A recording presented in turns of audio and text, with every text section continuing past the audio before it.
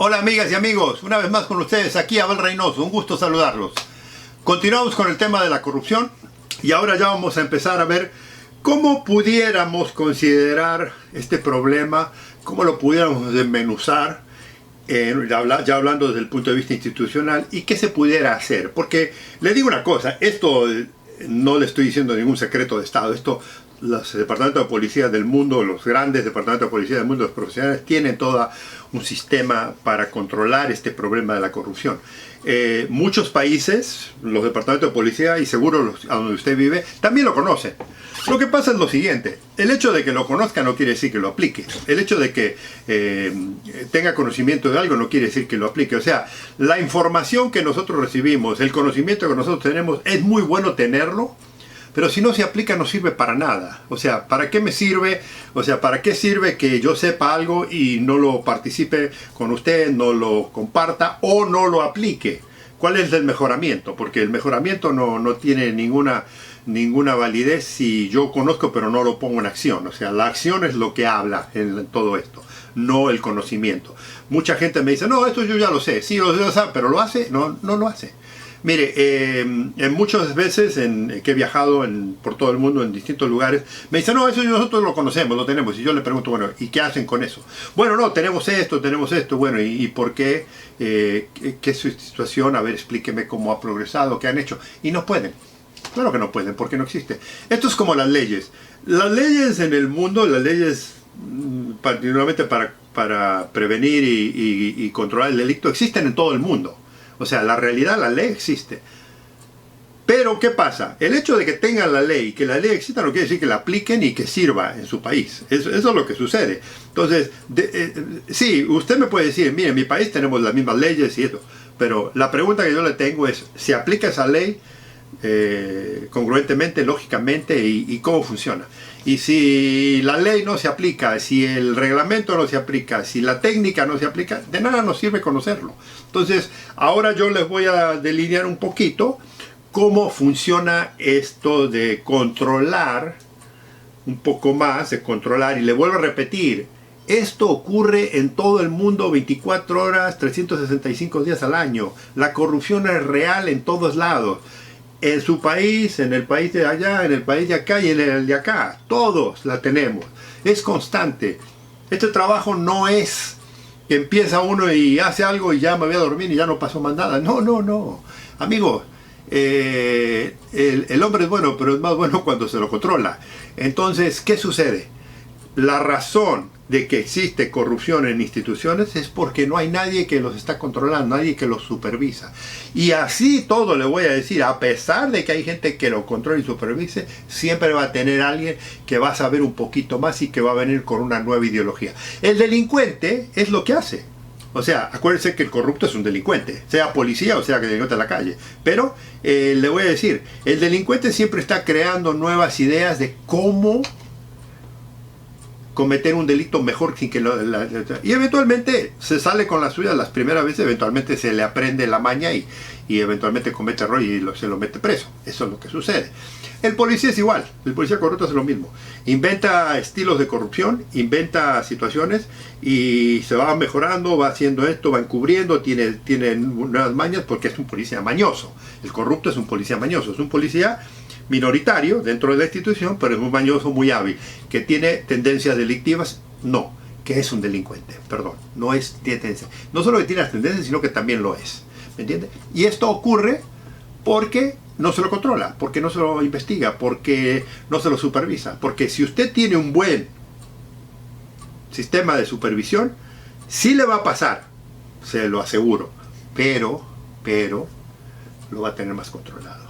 Porque ya le van a prestar un poco más de atención, la van a pensar más de una vez. Y sobre todo, si una vez que encuentra usted el problema, le pone ciertas restricciones y lo controla mejor y lo sanciona. Porque le digo una cosa, donde no hay consecuencias, usted puede hablar todo el día lo que quiera, no pasa nada. Pero donde hay consecuencias de las malas acciones, la gente la piensa dos veces y logra un poco de control. Le digo, no es total, no existe, es imposible. Es lo mismo que yo le digo con el crimen no se va a acabar nunca, amigo y amiga, jamás. Va a pasar hoy, va a pasar mañana y va a pasar pasado mañana. Pero lo que uno debe de hacer es tratar de modernizarse, tratar de conocer los ángulos y las distintas cosas para estar siempre a la misma velocidad, no a la distancia. Entonces, cuando usted tiene una buena policía proactiva, tiene mejor posibilidad de controlarlo. Pero, ¿qué pasa? Ahora no estamos hablando de cómo controlar el crimen, ahora estamos hablando de controlar el crimen dentro de la policía. Porque usted no puede tener un buen programa de luchar contra la inseguridad si usted tiene problemas de delincuencia dentro de la policía. No sea ridículo, le digo a la gente. No piense, no sean infantiles de creer que una policía corrupta va a controlar el delito. Es una ridiculez. No se puede hacer, porque los delincuentes están adentro. Y entonces siempre va a haber privilegios, va a haber holgazanería, va a haber falta de servicio, todos los sistemas, cortocircuito. No sirve. Entonces, ¿cómo controlamos eso? Okay. Entonces tenemos un problema. ¿Qué le decía yo en el video anterior? Le decía que primero lo que tenemos que hacer es reconocer que tenemos un problema. Que esto ya es difícil de hacerlo a veces, pero que los medios de comunicación, los medios periodísticos sí constantemente lo califican, lo apuntan, lo exponen y demás. Y ¿qué hacen los líderes? Salen cámaras de televisión, salen frente a la prensa. Estamos, sí, porque sabemos del tema, pero nadie hace mucho de eso. Esa es la realidad. O sea, hablan, pero no hay acción. Y eso es un problema. Pero lo que le digo, una vez que reconocemos el problema, lo identificamos. Y una vez que lo identificamos, empezamos a estudiar qué podemos hacer y qué acciones hay. Y le voy a decir, hoy en todo el mundo hay bastante información de cómo luchar contra la corrupción. No es un problema tan complejo que no se puede encontrar. Lo que sucede, lo vuelvo a repetir, ese es el otro problema de la ecuación de esto, es que tenemos gente, la legislatura, los políticos, gente de afuera que se beneficia de el río revuelto, de la mala cosa, y entonces no quieren a veces apoyar, pasando leyes contra la corrupción, pasando leyes contra el mal comportamiento, pasando leyes para controlar. Entonces cuando usted no tiene eso, se le hace un poco más difícil controlar a estos individuos, ¿me entiende? Y entonces es todo un engranaje. ¿Se acuerda que le dije, la justicia es un engranaje y la policía son un eslabón de esa cadena? Bueno, pero vamos a decir que tenemos un problema de corrupción.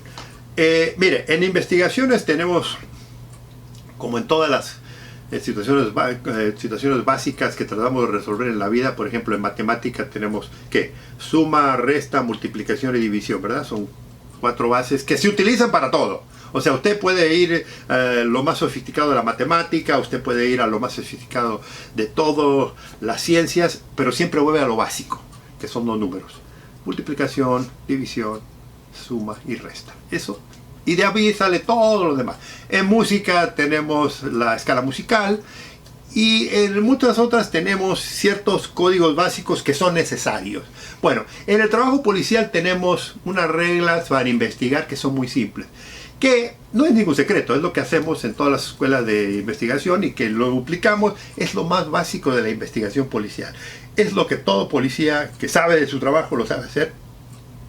E incluso le voy a decir, cuando se lo diga, usted lo puede aplicar a cualquier problema que tenga usted en su vida, en su casa o en su trabajo, eso, y le va a dar más o menos ciertas soluciones. Y donde no pueda usted contestar una de estas preguntas, es donde usted se debiera de concentrar, porque ahí está el detalle, como decía nuestro gran amigo Mario Moreno Cantinflas. Ahí está el detalle, donde usted no va a tener la respuesta. Mire, lo primero que queremos saber en una escalita así, y le digo, hay muchos otros elementos más, pero le voy a dar los 5 o 6 más importantes. El primero es saber qué crimen ocurrió, qué tipo de crimen. El buen investigador quiere saber cuál es el crimen, qué crimen ocurrió, ese es el primero.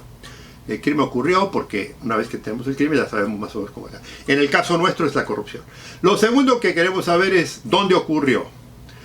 En la institución, en el caso nuestro es la institución, un lugar. Y esto es intercambiable, no es exacto, pero ¿dónde ocurrió? La tercera parte es quién lo hizo, o sea, quién hizo el delito, ¿dónde? ¿Quién lo hizo? Bueno, tenemos un sospechoso, tenemos 2 sospechosos, sabemos quiénes son, Lo otro tenemos que decir la fecha, ¿cuándo fue? ¿Ocurrió hoy, ocurrió ayer, ocurrió hace 2 días, hace un mes, todo eso? Y luego queremos saber cómo pasó. ¿Me entiende? O sea, lo podemos mover todo eso. Usted puede ir qué crimen pasó, cuándo pasó, en dónde pasó, cómo ocurrió y quién lo puede haber hecho. Son los elementos intercambiables, son los mismos. Y el otro que yo siempre agrego, que también es parte, le vuelvo a decir, son 6, o 7, 8, 9, 10, pueden ser más, digo, hay mucho más, es el por qué.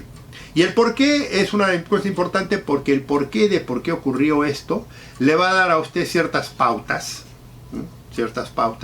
de por qué se hizo el delito. Entonces, cuando sabemos quién lo hizo, podemos identificar rápidamente. Sabemos, en el caso de la corrupción, fíjese con seguridad, sabemos qué fue un acto de corrupción. Sabemos quién lo hizo, la policía. Sabemos dónde lo hizo, en la ciudad donde nosotros vivimos. Sabemos cuándo lo hizo, es continuo, pasa todos los días. Sabemos cómo lo hacen, sí, lo hacen, habíamos hablado que lo hacen a través de multas, que lo hacen a través de cargos ficticios, que hacen presionar a la gente, que van y se exceden con el poder, digamos, que tienen de la ley y el orden, exceden eso. Y el por qué. El por qué también es importante porque sabemos por qué se hizo, lo mandó alguien o lo están haciendo ellos personalmente. Y el otro es cómo se hizo. ¿Qué hicieron? ¿Cómo lo hicieron? Porque cómo lo hicieron también sabemos, ¿no? O sea, todo eso es en conjunto. Cuando usted puede contestar esas 5 preguntas, 6 preguntas, de cualquier cosa que usted tiene, usted más o menos va a dar una idea. Cuando usted no tiene a la respuesta a alguna de esas preguntas, es donde no se va a concentrar en trabajar en ello. En el trabajo policial es exactamente lo mismo. Nosotros agarramos esas preguntas y nos hacemos. Y hay a veces no sabemos quién fue, por ejemplo, un delito. No olvides el delito, porque estamos hablando de un delito regular. A veces no sabemos quién fue. A veces no sabemos exactamente cuándo pasó. Puede haber pasado en la mañana, puede haber pasado en la tarde, puede haber pasado hace una semana, puede haber pasado hace 2 días. Luego no sabemos tampoco cómo se hizo. Tenemos un delito y no sabemos cómo lo hicimos.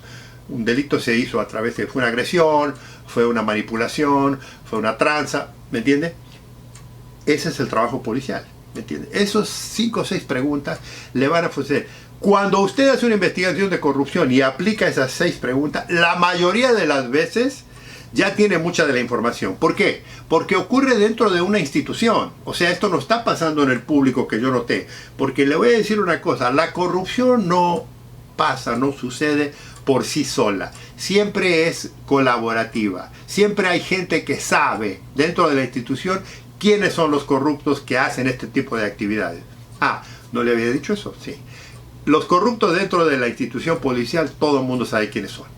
Porque el corrupto no se esconde, porque el corrupto se nota, porque el corrupto policía tiene cierto comportamiento y tiene cierto tipo de vida que no lo tienen los demás y los que son honestos. O sea, cuando usted tiene gente muy buena, acuérdese del 80-20, tenemos 80 policías buenos, 20 malos, el 80-20 o el 80%, 800 policías buenos y 200 malos, que raro, 200 generalmente no lo son, pero tenemos eso, el 20% es el malo. Le digo una cosa, este 20% no tiene nada que hacer con este 80%, no viven igual, no conviven igual. Es más, este 80% no quiere saber nada con este 20%, la mayoría de las veces. Y este 20%, porque saben que no los pueden convencer, que no los pueden meter, tampoco quieren saber nada con esto.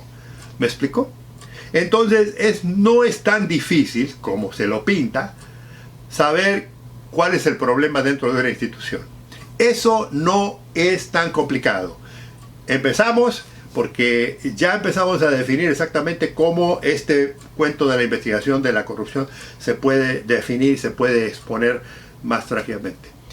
Los dejo aquí, los invito al próximo video, los invito a que se inscriban si no lo han hecho, recomiéndenlos con sus amistades porque estos temas son importantes para usted y comentarios son siempre bienvenidos. Nos vemos en el próximo porque aún hay más.